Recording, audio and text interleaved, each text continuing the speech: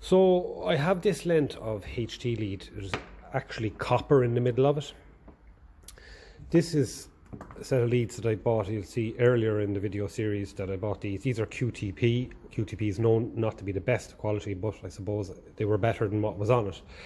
I've seen these earthed to the cylinder head, so they have to go. There's no other way about it.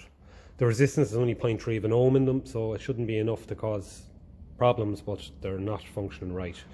So, and I noticed the quality of the actual wire in them is bad. This is proper copper, and these little brass washers are, well, they're made of brass for a start, and not some kind of a, I don't know, that actually might look like brass, but it's only a plate of metal. It's not.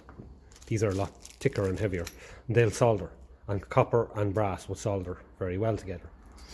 So the plan is to cut to length. This is number 1 cylinder. Strip it back to get the copper core out, and put on my washer there as well on the end, solder it. Also, there's these new old stock spark plug covers by Champion. These would be very similar, if not exactly what was fitted from factory. And I have a set of acorns that are far kind of closer to factory spec rather than these. I know they are hidden now with those caps, but still, it's as easy to do the job right. So I'm going to start working on this wire and see how we go. So I managed to strip it nice and clean without breaking any wires. So I'm going to start piecing together the other bits onto this wire now. I do the soldering on the small vise because it's closer to the socket. So I have my flux, good solder, and the iron is heating up. So a bit of flux first will clean that.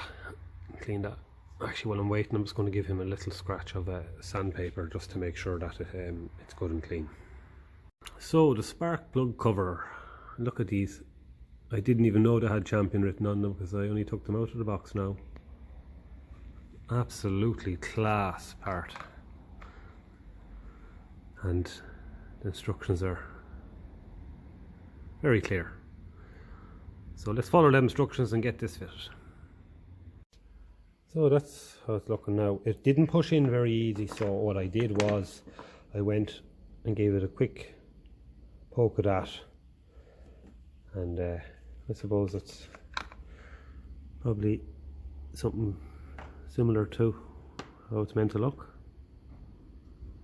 It's looking good. I tried it with the top of a spark plug there, so that lad there, and yeah, so let's push it into the cap.